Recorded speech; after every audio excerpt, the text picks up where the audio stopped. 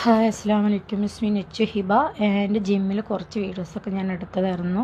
Workout ചെയ്യുന്നത് മുഴുവനും എടുത്തില്ല. ഇന്ന് ലെഗ് വർക്കൗട്ടായിരുന്നു കേട്ടോ. നല്ല പെയിൻ ഉണ്ടായിരുന്നു. വീട്ടിൽ വന്നത് ഞാൻ കുറച്ച് നേരം കിടന്നു. നല്ല ക്ഷീണം ഉണ്ടായിരുന്നു. വീടൊക്കെ മൊത്തത്തിൽ അൽക്കുലത്തായിട്ടൊക്കെ ആയിരുന്നു കിടന്നിട്ടുണ്ടായിരുന്നു. ഞാൻ ഒന്നും ചെയ്യാൻ നിന്നില്ല. വന്ന പാടെ എങ്ങനെ കിടന്നു. കുറേ നേരം കിടന്നതിന് ശേഷമാണ് ഞാൻ കുളിക്കുക പോലും ചെയ്തത് കേട്ടോ.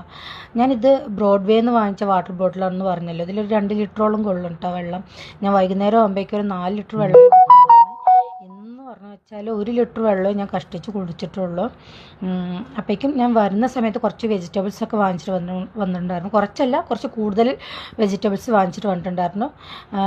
ഞാനിപ്പം നോൺ വെജൊക്കെ ഒഴിവാക്കി ഡയറ്റ് സ്റ്റാർട്ട് ചെയ്യണം. അപ്പോൾ അതിൻ്റെ ഭാഗമായിട്ട് ഞാൻ കുറച്ച് വെജിറ്റബിൾസൊക്കെ ഇങ്ങനെ വാങ്ങിച്ചിട്ട് വന്നിട്ടുണ്ടായിരുന്നു. ആക്ച്വലി എനിക്ക് പ്രോട്ടീൻ കുറച്ച് ഹൈ ആയ കാരണം പ്രോട്ടീൻ റിച്ച് ആയിട്ടുള്ള ഫുഡുകളൊന്നും എനിക്ക് കഴിക്കാൻ പറ്റില്ല. അത് കാരണം അയൺ അങ്ങനെ ഫൈബറുള്ള ഫുഡുകളൊക്കെയാണ് ഞാനിപ്പോൾ ഡയറ്റിൽ ഉൾപ്പെടുത്തിയിരിക്കുന്നത്. അവയ്ക്ക് ഹിബുമോള അവിടെ നിന്ന് 2 നമ്മൾ തൊട്ട് താഴെ തന്നെയുള്ള മാവുന്ന് 2 മാങ്ങ താഴെയുള്ളവർ പറിച്ചതും കൊണ്ട് വന്നിട്ടുണ്ടായിരുന്നു കേട്ടോ.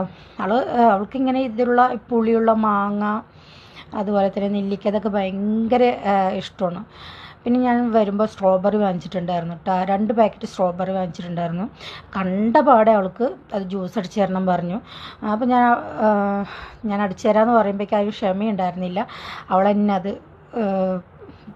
ജ്യൂസ് അടിക്കാൻ തുടങ്ങി. അത് അവളുടേതായ രൂപത്തിൽ അവൾ അതിൽ കുറച്ച് നുറുങ്ങ് വിദ്യകളൊക്കെ ചേർത്തിട്ടാണ് കേട്ടോ ജ്യൂസ് അടിച്ചത്. മിൽക്ക് മെയ്ഡൊക്കെ ആണ് ചേർത്തിരിക്കുന്നത്. എനിക്ക് മധുരമൊന്നും ഇല്ലാണ്ട് വെറും നോർമലായിട്ട് വെള്ളം ഒഴിച്ചിട്ട് അവൾ ആദ്യം ജ്യൂസ് അടിച്ചു തന്നു. അതിന് ശേഷമാണ് അവൾ ഈ മിൽക്ക് മെയ്ഡൊക്കെ ചേർത്തത് കേട്ടോ. പിന്നെ ഞാൻ വെജിറ്റബിൾസൊക്കെ ഇങ്ങനെ കണ്ടെയ്നറിലാക്കിയിട്ടാണ് ഞാൻ വെക്കാറുള്ളത്.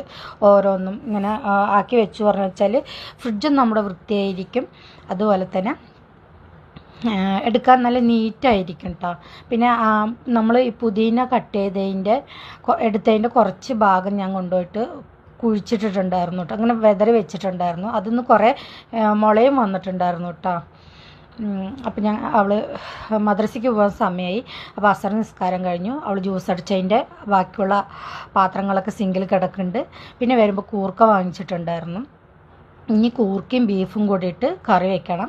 അപ്പോൾ ഞാൻ കൂർക്കയും ബീഫും കൂടിയിട്ട് നന്നായിട്ട് കുക്കറിലിട്ട് തിളപ്പിച്ച് വെച്ചിട്ടുണ്ട്. ഇനി അത് നന്നായിട്ട് റോസ്റ്റ് ചെയ്തെടുക്കണം. പിന്നെ ഇന്നലത്തെ അപ്പം ഉണ്ടായിരുന്നു. അപ്പോൾ അത് ഞാൻ ആവിയേറ്റിയെടുത്തു. ഫുഡൊന്നും വേസ്റ്റ് ആക്കാൻ പറ്റില്ലല്ലോ, അപ്പോൾ അങ്ങനെ എടുത്തു. പിന്നെ ഇനിയിപ്പോൾ എല്ലാം കഴിഞ്ഞ് ഫുഡൊക്കെ കഴിക്കൽ കഴിഞ്ഞ് എൻ്റെ നൈറ്റ് സ്കിൻ കെയറാണ്. നന്നായിട്ട് ഫേസ് വാഷ് ചെയ്തു. 2 പിമ്പിൾ വന്നിട്ടുണ്ട്. ആ പിമ്പിളിൽ ഞാൻ എന്താ പറയുക, പിമ്പിൾസിൻ്റെ മെഡിസിനൊക്കെ പുരട്ടി കൊടുത്ത് ഇത്രയൊക്കെ ഉള്ളൂ കേട്ടോ അന്നത്തെ എൻ്റെ ഒരു ദിവസം. ഞാനങ്ങനെ